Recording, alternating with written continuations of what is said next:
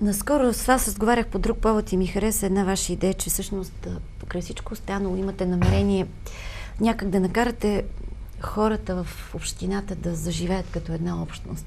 Да впрегнете всички тези, било то на групички, в зададени каузи.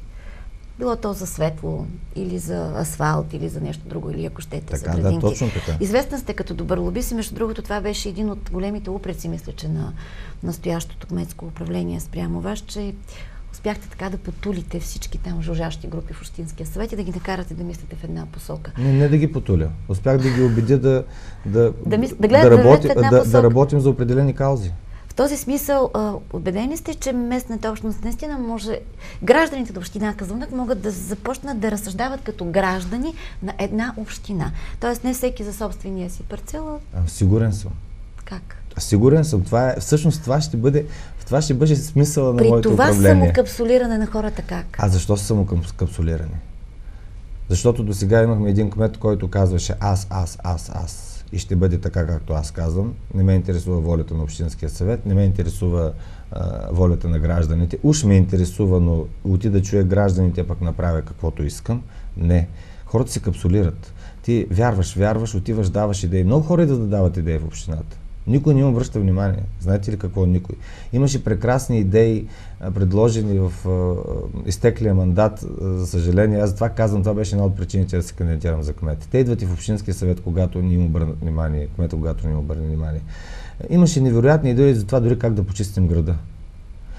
Какво да правим с найлоновите турбички? Какво да правим с пластмасовите бутилки? Вие не можете да си представите каква инициативност има в гражданите и ако се вслушаш в тях, или им дадеш шанса да го направят. Да не ви казвам колко хора искат да чистят язовира постоянно.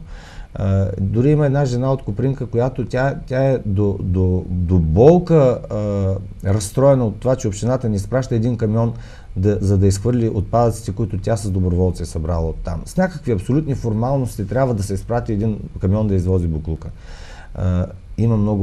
Искат да бъдат инициативни хората. Защо изгонихме младите хора? Какъв шанс им дадохме, идвайки те в общината, за да се развият? Понякога на един млад човек му трябва дай му шанса, дай му началото, дай му старта в администрацията.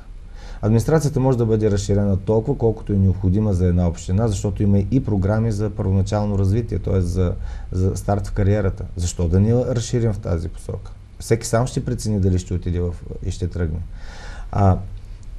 Искам да се разбере, че аз нямам намерение да правя клубови по интереси. Нито пък имам намерение да ползвам формите, които се ползваха до сега, квартални съвети и така нататък. Не. Инициативните, заедно с тях, в различни посоки. Ролята на кмета е да следи и да упражнява бюджета на общината и да го насочва в онази част, която зависи от него, да го насочва в онази посока, в която хората искат да променят нещо. Аз и ти, и вие, или който и да било, не може да промени нещо в община Казанлък, ако гражданите не го искат. Най-напред трябва да ги убедя, примерно, че ние от 8 години говорим, че сме туристическа там дестинация. Затваряме музеите по време на празници. Никаква туристическа дестинация не е община Казанлък, дайте да си го кажем направо. Тя може да бъде, но има ли съзнанието в Казанлък за туристически регион? Започна да се работи нещо в тази посока.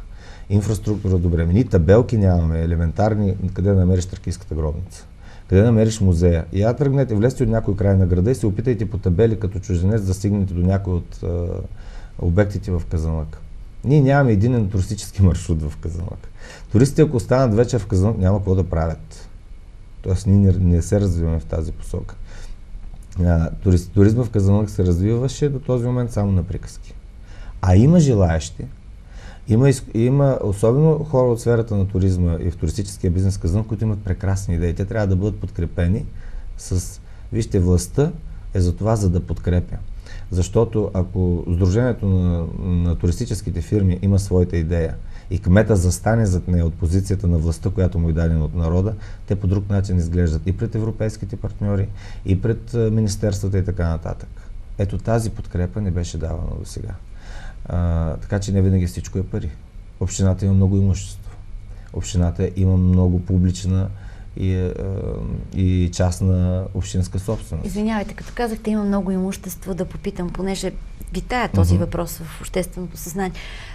Защото вие ще се кандидатирате или не продавахте цяла година? Не, ние продавахме, но никой не купуваше.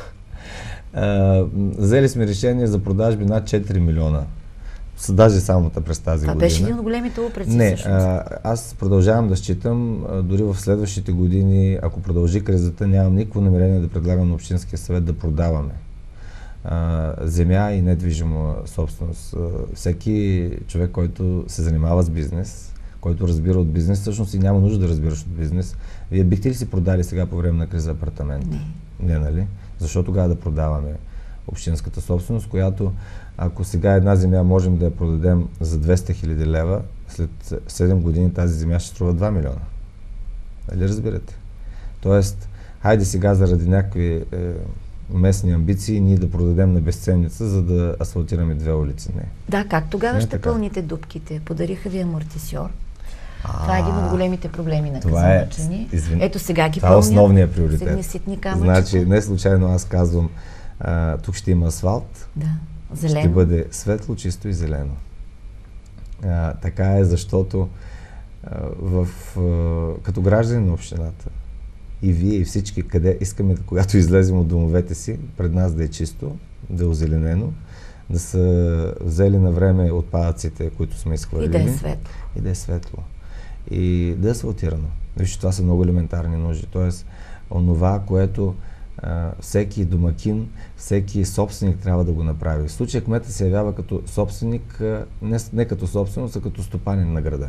Само го повтаряхме обаче тая дума. Кмет е стопанин, ама той ако стопанин какво прави? Разграбиха Розариума, там ресторанта. Знаков ресторант за Казанлък. Помним го всички годините. Разграбиха в квартал Изток детската градина. Така, Христо Ботев училище. Това е все общинска собственост. Разграбиха училището. Кмета има невероятни правомощия по закон. Кмета може да издава заповеди и на полицията. Нека да спрем да се оправдаваме с това. Кмета е стопанина. Кмета, закона му дава толкова много правомощия, но той трябва да има волята и желанието да ги прилага, а не да работи за следващия си мандат, т.е. хората да не му се сърдят. Погрешно схващане. Ти подреди общината, хората пак ще те изберат. Ако ти си истинския стопанин. А това, че правиш постоянни компромиси на един определен кръг от хора, дори имаше подозрение, че нарочно се разграбват тези неща, за да ги продадем ефтино и ако забелязвате, ние не се съгласихме да ги продадем. Бяха внесени докладни да бъдат продадени тези имоти на твърде ниска цена. Но Общинския съвет не го гласува. И правилно не го гласува. Така че, ставайки кмет, и аз няма да предлагам продажби. Или ако предлагам продажби, ще предлагам само там, където наистина няма нужда общината от този имот. Има явен инвестиционен интерес, за да се случи. А не една програма за разпореждане с общинска за продажби, говоря, за 3 милиона лева. Ние сме взели вече за 4 милиона решения и сме продали за 150 хиляди или за 200 хиляди лева продажби реално са направени. Просто не се управлява така бюджет в криза. Има други форми и начини. А улиците? Улиците. А подземните комуникации? Това е канализациите. Това са водоснабдяването. Това са всички подземни други. Електричество, лазерни, оптичните кабели, извинявайте. Тоест, всичко трябва да влезе под земята. Това е ясно на всички. Ще направим един цялостен проект на община Казанлък. Не този, който сега ще се прави за половин милион лева. Дай Боже, да успея да вляза на време в длъжност, защото точно този проект за половин милион лева трябва да го използваме точно за това. Да проектираме подземната, надземната и инфраструктурата в община Казанлък. Тоест да станем европейски град. Да, защото ако ние не проектираме Казанлък и всички села, как да направим реконструкцията и ремонтите, ако ние направим своите планове откъде ще минава газификацията, ВИК-то и кабелите ни, ако ние всичко не кажем къде ще бъдат градинките, озеленяването, къде ще бъдат спортните площадки, къде ще бъдат изнесените фитнес външни зали за спорт или осветените вечер спортни съоръжения, Не може да се работи на парче. Значи тези пари трябва да отидат точно за това, след което да излезем честно пред хората и да кажем, ето това е плана и по този начин ще реконструираме и това примерно струва огромна сума. Излизаме и казваме, започваме от тук. Вашия квартал или вашето село или вашето така, еди коя си година, тогава ще се свърши при вас. Да, гражданите обичат така да им се Но говори. така трябва да се... И аз срокове. обичам така.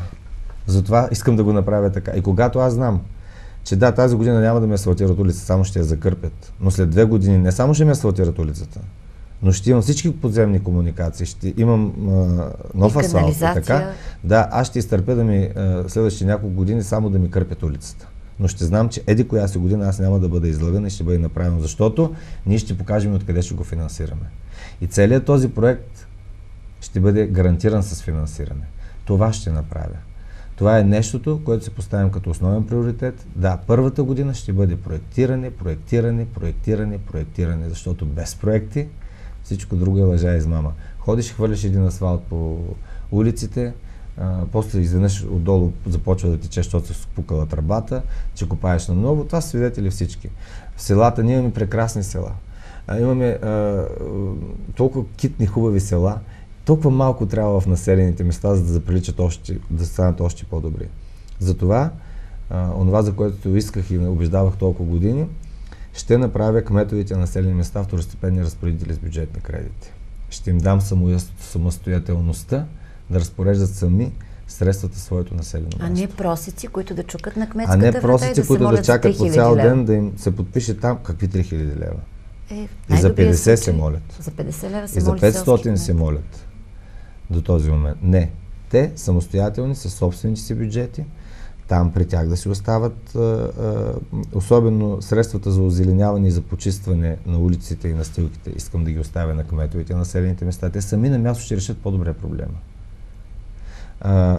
Това са неща, които те знаят, когато един кмет, избран от хората, знае с какво точно разполага през годината, той ще направи много повече неща, ако общинският кмет, както беше до сега, казваше в това село ще правим това, в това ще правим това, това ще правим това. Няма нужда, дай свобода. Ролята на общинския кмет и на общинския съвет ще бъде за това да разпределят средствата и да включат селата в цялостното проектиране по отношение на канализацията и асфалтирането. Тази роля ще се остане изцяло на общината, защото кмета на населено място няма този потенциал и капацитет нито за програми, нито за външно финансиране и така нататък. Това ще бъде ангажимента. Тук ще има асфалт, ще бъде светло, чисто и зелено. Ще се води през 4 години тези 4 неща. То се помни лесно това, господин Самарски. Да. Хората лесно могат да запомнят тези неща. И ще му го повтарят. Да, и ще си го търсят. И ще си го търсят, да.